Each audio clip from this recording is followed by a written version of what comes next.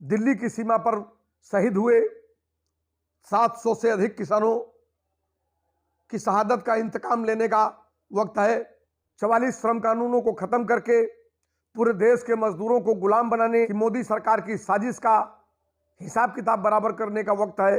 पुरखों द्वारा लड़ करके काम के घंटे 8 करने के बजाय 8 के बजाय 12 घंटे करने का हिसाब किताब करने का समय, चाहे वो स्वास्थ्य विभाग हो, चाहे वो रेल हो, चाहे वो बिजली हो, चाहे वो पानी हो, इसके अंदर अधिकांश संविदा और आउटसोर्सिंग के कर्मचारी हैं जिनको न न्यूनतम वेतन मिलता है, न उनकी सामाजिक सुरक्षा है, न उनके लिए जीवन जीने लायक कोई ऐसी परिस्थिति है और न उनके भविष्य की कोई गारंटी है। इसलिए आज इस निजाम को, जो इस देश के अंदर हमारे लोकतांत्रिक और संवैधानिक अधिकारों को खत्म करके हमें पूंजीपतियों का गुलाम बनाने, हमारे श्रम और मेधा की लूट का रास्ता प्रशस्त करने की तरफ बढ़ रही है और धीरे धीरे उसको कानूनी जमा पहना रही है, ऐसी बेहया और निर्लज भाजपा सरकार को बेदखल करना होगा। इसी अपील के साथ मैं उत्तर प्रदेश की तमाम आशा वर्कर्स, तमाम mid day meal workers, anganwadi workers, समूह सखी, जल सखी, विद्युत सखी, बैंक सखियों से अपील करता हूं, मैं तमाम कर्मचारियों से, निर्माण मजदूरों से मैं तमाम अपील करता हूं कि भाजपा सरकार को उखाड़ फेंकने के लिए इस दौर में आगे आए। लोकतंत्र बचेगा, संविधान बचेगा तो हमारे श्रम कानून बचेंगे, तो हमारे अधिकार बचेंगे, लड़ाई का रास्ता बचेगा और हमारा बेहतर जीवन का सपना बचेगा। अगर तानाशाही पूर्ण ढंग से हमारे लोकतांत्रिक अधिकारों को खत्म कर दिया गया, हमारे संविधान को बदल दिया गया, तो निश्चित तौर से हमारे पास और हमारी आने वाली पीढ़ियों के पास सिर्फ गुलामी और गुलामी बचेगी। 2024 का चुनाव इस डिमार्केशन रेखा को, इस विभाजन रेखा को खींचने का वक्त चुनाव है।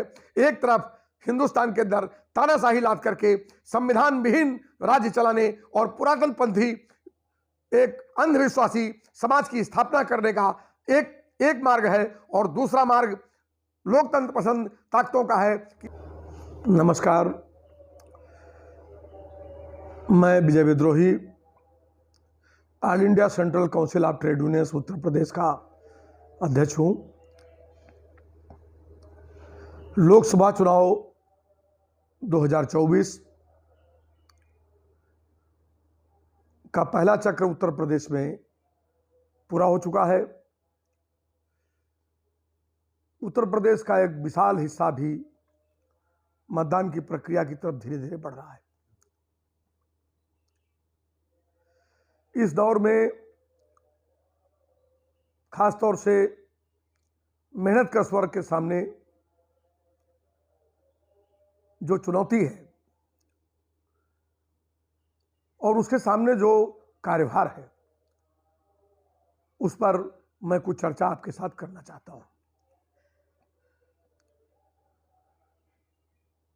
बात कोरोना के समय से शुरू करते हैं, जब केंद्र की सरकार ने कोरोना को, उस आपत्तिकाल को आपदा में अवसर कह करके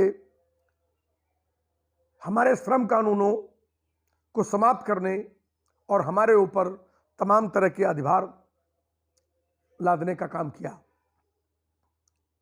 और वहीं से एक तरफ जनता मर रही थी, दवा के अभाव में घुट घुट कर लोग अपने घरों में, अपने दरवाजों में मर रहे थे, अस्पतालों में जगह नहीं थी,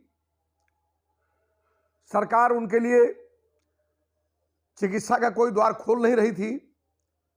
और ठीक ऐसे समय में भारत सरकार पूंजीपतियों के लिए अमृतकाल का रास्ता खोल रही थी।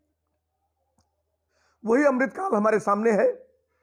पिछले 10 वर्षों में भाजपा राज ने मजदूरों, कर्मचारियों, स्कीम वर्कर्स, नौजवानों, महिलाओं, किसानों, आदिवासियों, दलितों, अल्पसंख्यकों के साथ जो कुछ भी किया है वो सब सामने है।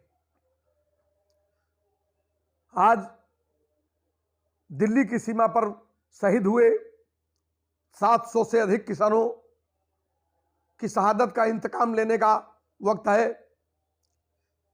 44 श्रम कानूनों को खत्म करके पूरे देश के मजदूरों को गुलाम बनाने कि मोदी सरकार की साजिश का हिसाब किताब बराबर करने का वक्त है। पुरखों द्वारा लड़ करके काम के घंटे 8 करने के बजाय 8 के बजाय 12 घंटे करने का हिसाब किताब करने का समय है। इस देश के अंदर स्कीम वर्कर्स के विभिन्न हिस्सों को 5 रुपए, 25 रुपए, 40 रुपए, 50 रुपए, 60 रुपए दैनिक मजदूरी पर भारत सरकार ने काम पर लगा रखा है। महंगाई आसमान में है। टमाटर 300 रुपए किलो बिकता है, लहसुन 400 रुपए किलो मिलता है, आटा 60 रुपए किलो मिलता है, प्याज 70 रुपए किलो मिलता है। बाजार में आदमी की हैसियत यह है कि वो एक बूंद कड़वा तेल खरीदने की हैसियत में नहीं है और उसकी कुल महीने भर की आमदनी 1200, 1500, 2000, 2500 है। महिला विकास की बहुत बात होती है। इस देश के अंदर 20 लाख से अधिक प्रत्यक्ष स्कीम वर्कर्स हैं जिनकी आमदनी 3000 से कम है और भारत सरकार ने उनके लिए कुछ नहीं किया है। उत्तर प्रदेश के अंदर आशा वर्कर्स ने लगातार 5 साल संघर्ष चलाया। मिड डे मील वर्कर्स ने लगातार 5 वर्ष संघर्ष चलाया। एनएचएम के अंदर संविदा कर्मियों ने लगातार संघर्ष चलाया। संविदा एएनएम ने लगातार संघर्ष चलाया, लेकिन सरकार ने उनकी कोई बात नहीं सुनी, उनको अनसुना किया गया। आज उस सरकार की बेहयाई, बेशर्मी और हमारे सवालों को अनसुना करने का हिसाब किताब करने का वक्त है। मैं आप सब लोगों को बताना चाहता हूं कि 1997 में योजना आयोग की सिफारिश, जिसमें कि आउटसोर्सिंग और संविदा को बढ़ावा देने, अस्थायी पदों को समाप्त करने की सिफारिश आई थी, तत्कालीन अटल बिहारी वाजपेयी की सरकार ने उसको स्वीकार किया था और धीरे धीरे इस देश के अंदर सेवा का चेहरा बदल दिया गया, नौकरी का चेहरा बदल दिया गया। उसको आप अपने विभत्स रूप में इस दौर में देख सकते हैं कि चाहे वो स्वास्थ्य विभाग हो, चाहे वो रेल हो, चाहे वो बिजली हो, चाहे वो पानी हो, इसके अंदर अधिकांश संविदा और आउटसोर्सिंग के कर्मचारी हैं जिनको न न्यूनतम वेतन मिलता है, न उनकी सामाजिक सुरक्षा है, न उनके लिए जीवन जीने लायक कोई ऐसी परिस्थिति है और न उनके भविष्य की कोई गारंटी है। इसलिए आज इस निजाम को, जो इस देश के अंदर हमारे लोकतांत्रिक और संवैधानिक अधिकारों को खत्म करके हमें पूंजीपतियों का गुलाम बनाने, हमारे श्रम और मेधा की लूट का रास्ता प्रशस्त करने की तरफ बढ़ रही है और धीरे धीरे उसको कानूनी जमा पहना रही है, ऐसी बेहया और निर्लज्ज भाजपा सरकार को बेदखल करना होगा और एक लोकतांत्रिक, जनपसंद, मजदूरों और कर्मचारियों के हितों के लिए कुछ सोचने और विचारने वाली, हमारे संघर्षों के साथ लोकतांत्रिक ढंग से न्याय करने वाली सत्ता के निर्माण की तरफ हमें बढ़ना होगा। इसी अपील के साथ मैं उत्तर प्रदेश की तमाम आशा वर्कर्स, तमाम mid day meal workers, anganwadi workers, समूह सखी, जल सखी, विद्युत सखी, बैंक सखियों से अपील करता हूं, मैं तमाम कर्मचारियों से, निर्माण मजदूरों से मैं तमाम अपील करता हूं कि भाजपा सरकार को उखाड़ फेंकने के लिए इस दौर में आगे आए। लोकतंत्र बचेगा, संविधान बचेगा तो हमारे श्रम कानून बचेंगे, तो हमारे अधिकार बचेंगे, लड़ाई का रास्ता बचेगा और हमारा बेहतर जीवन का सपना बचेगा। अगर तानाशाही पूर्ण ढंग से हमारे लोकतांत्रिक अधिकारों को खत्म कर दिया गया, हमारे संविधान को बदल दिया गया, तो निश्चित तौर से हमारे पास और हमारी आने वाली पीढ़ियों के पास सिर्फ गुलामी और गुलामी बचेगी। 2024 का चुनाव इस डिमार्केशन रेखा को, इस विभाजन रेखा को खींचने का चुनाव है।